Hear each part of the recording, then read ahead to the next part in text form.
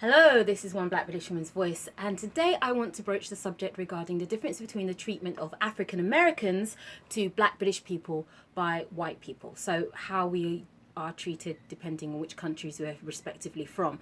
So the reason why I picked up my shovel and have attempted to dig into this is because the curiosity that tends to pop up amongst African Americans on social media is, how do their lives differ to those of black people in Britain? Now, unfortunately, I've read some straight-faced responses to this question, usually from trolls who are more than likely white, claiming that race isn't as big a deal here in the UK. So speaking as a black British woman who's been subjected to waves of racism over the course of her life, this vlog will attempt to debunk that myth, or at least examine the layers of that falsehood by giving answers based on my experiences, observation, and knowledge as a black person, as a black British person living in this country.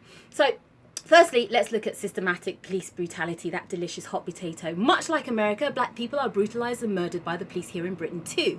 And if you were to zone in on comparable statistics, and yes, I know there's lies, damn lies and statistics, but we're going to run with statistics on this one. There isn't a vast difference between how many black people are murdered and brutalised by American police to how many black people are murdered and brutalised by British police. The only real distinction is the method with which the police employ to kill and brutalise black people. And compellingly, that distinction involves guns.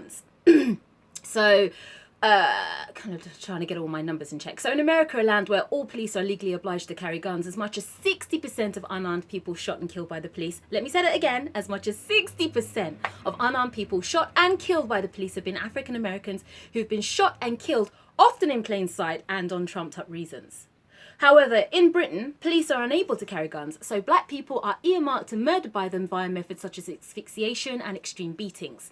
So using numbers again, I read that out of 13,000 cases recorded over a 3-month period against police for extreme force, what a cozy expression that is, extreme force. 90% of these recorded cases have been against black British people. So let that sink in, 90%.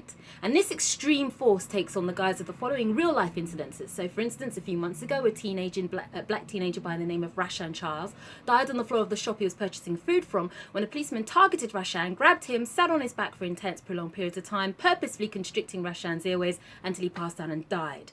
Another young black male by the name of Terrell DeCosta was put in a coma and hospitalised recently when a policeman yanked him off his moped and dragged him across the pavement, repeatedly slamming his face against the glass wall. Another example, a black student studying law at Oxford University by the name of Numo was killed by asphyxiation in the back of a police van whilst en route to a custody for an assault he hadn't committed. I could cite a plethora of other examples, but you have the gist by now. Another form of police brutality, or how I would define as police brutality, is the apathy that police have towards crimes perpetuated by people against black people. Both American and Britain marry well when it comes to police closing cases or not following through on murder cases which involve black victims. In Britain, on average, approximately 70% of murder cases involving black victims are in effect shuffled under the carpet or closed prematurely. A classic example would be the Stephen Lawrence catastrophe. If you don't know who Stephen Lawrence is, he was a young black man stabbed and killed in an unprovoked attack by a group of racist white males whilst waiting at a bus stop. Numerous witnesses came forward to testify against the racist white animals that had killed him. There was even film footage which further incriminated the racist white thugs. However, the police had intimate links with the racist white thugs, so no charges were brought against them. In the end, it was only because this injustice provoked the ire of some white newspaper editor that a media campaign against the police was orchestrated and led to the case being reopened and kept under the limelight until 20 years later, the judicial system decided to grace the issue with some justice by eventually giving some of the racist white thugs a life sentence for the murder. 20 years later. Whoop. Better late than never, I suppose. So the methods of execution differ, but it all aggregates to the same issue, which is essentially police here in Britain purposefully and nefariously marginalise, kill and hospitalise black people on a grand scale too. It's their sport. Next issue would be confrontational racism. So one-on-one racism in Britain tends to take on an insidious form in that if you were to argue with a white person, they tend to allude to racist language but not necessarily say the word nigger outright. For instance, when I was on a train 5 years ago, a white male racist who turned out to be a solicitor that worked in immigration of all the industries shouted at me that he was so sorry for his country and that his country had let the dogs in. So this would be an example of alluding to racism but being savvy enough not to express it overtly. Basically, white people are prime espousers of the passive-aggressive method. Whereas in America, from what I can see, when a black person and a white person argue, the racism expressed by the white person is more obvious. So words such as nigger and so on are bandied about by the white aggressor with an abandonment and confidence not readily embraced by their British white cousins. Now, I'm not saying that whites here in Britain are adverse to racist expletives.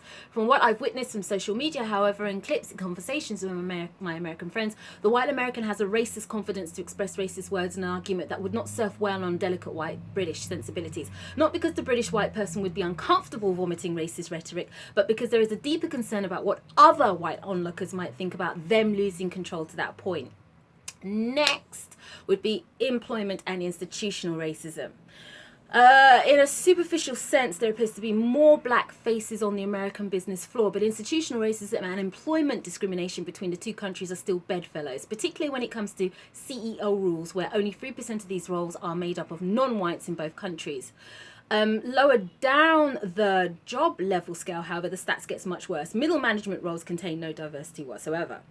Anyway, by way of a personal insight, when I worked with the BBC for 6 years, there was one role that I had where out of 250 staff, I was the only non-white working there. 250 staff. There were no Asians, no blacks, just me working in the news department for the BBC. But this gaping void wasn't just central to the broadcasting industry. You'll find the same discrimination within the National Health Service, publishing, government and civil service. Walk into an office within these industries and they'll be as hideously white as the BBC was described by its past boss, Greg Dyke. Word up, Greg.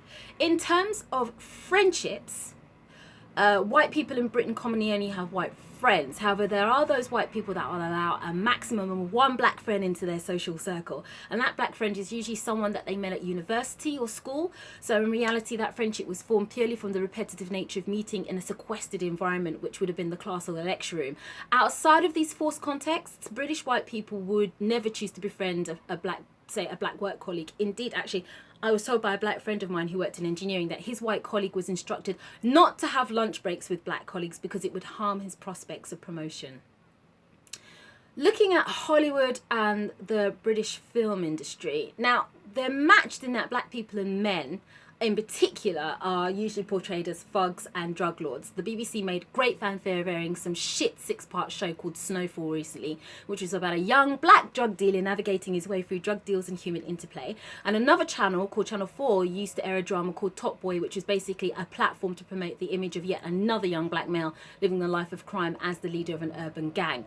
Where America and Britain separate is their fondness for the lighter complexion black people. Here in Britain, leading soap operas such as EastEnders and comedies such as Desmond's have very dark-skinned black women in prominent and superior roles. But that is virtually unheard of in America, where even when black producers are given power, they choose biracial or light-skinned women over women that would have had the same complexions of their mothers. So that's where it diverges a bit when it comes to complexion.